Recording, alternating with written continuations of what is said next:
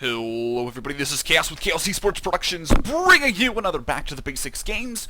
Today we're going to be looking at the Zerg side of the PvZ matchup.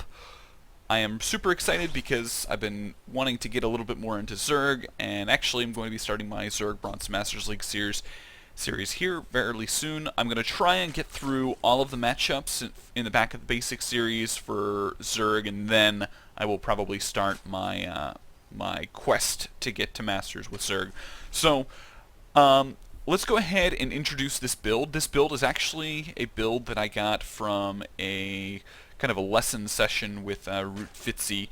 One of my buddies hired him out for an hour to learn a bit of PvZ funness, and we're going to kind of walk through his build, pros and cons, things to think about, and so on and so forth. So, we open up with a 15 pool, 15 hatch, pretty standard in the PvZ matchup. The 15 pool first just because that allows you to deny any cannon rushing shenanigans that might happen, things like that, and then follow it up with a 15/16 gas. Now, the way that this build opens, it opens actually with a kind of a roach rush, which your goal with the roach rush is to kind of catch your opponent off guard and put him in a position where you force him to go a particular tech tree avenue, and as a function of that, you can control the game pretty much the entire time. So we'll see that. We won't see that as much against an AI, just because AIs are like, well, we know what you're doing, so we're just gonna build your counter and yada yada.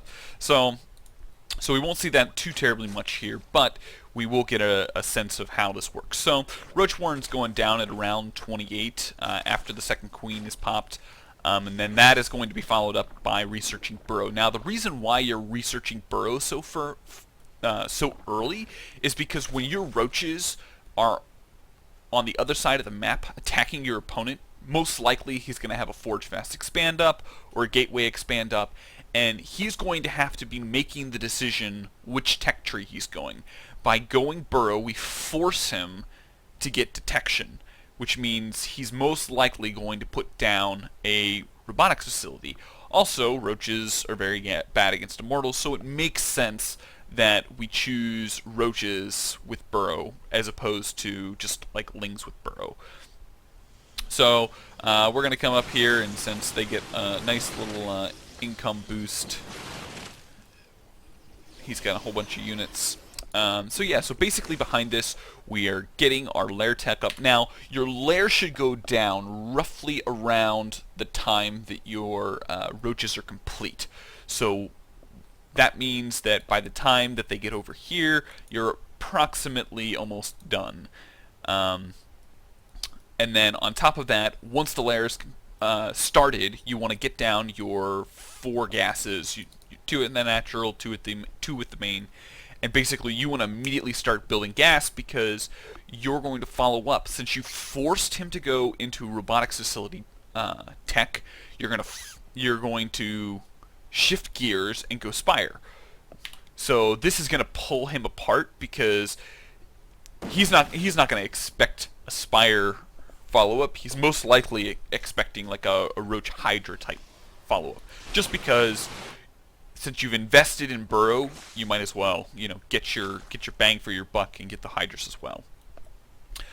So that's kind of what we're going for. Now, I think in this game I didn't do a very good job because when the Spire finished, I didn't have, I only had enough gas for like 5 or 6 mutas, which obviously doesn't do you too good. And I think the main reasoning for that is I didn't get my my guys and all gas as quickly as I should have. So small little engagement here. Now this is actually a little bit of an issue, so I went ahead and put down some spine crawlers. Like I said, my mechanics with Zerg are very, very limited, so it's been very difficult getting all the hotkeys down and trying to relearn all the hotkeys as a function of playing Protoss so much. So basically, now that we've transitioned into our mutas, we're going to start to think hive tech. Most people, when you transition into muta, are probably going to follow up with Phoenix And so the question of the day is, how do we counter that? Well, if we go Hive and immediately go straight for Ultras, we're going to be in a very, very good position to just overrun him, and he's not going to really be able to do anything about it. Now, the timings on the Roach Warrens are a little bit hazy. I did, in my notes when I was going through the replays that I got sent from Root Fitzy, I didn't quite get a good feeling for the timings on the upgrade, so I'll have to come back and do maybe like an addition to walk over the upgrades. Maybe in one of my Bronze to Masters League Series games, I'll walk more detailed into the upgrades. This is more of a, here's kind of the general aspect of the build and how it works, and we'll go from there. So I'm trying to do a small little counterattack here. It wasn't really very effective, getting our third base up and stuff like that. Now, as you can see, mutas are kind of sitting out back here. Didn't engage that very well just because I was so late on my upgrades. Mutas are going to come in, do a little bit of harassment, things like that. And then he's going to throw down a third. And basically from here, yeah, you're just following up with your Hive Tech. Infestation Pit doesn't really matter when it comes down, just as long as you recognize that it's time to move up to Hive. And then you're going to immediately throw down your, what's it called? Ultralisk Den. Or Ultralisk Cavern? Maybe? I don't know.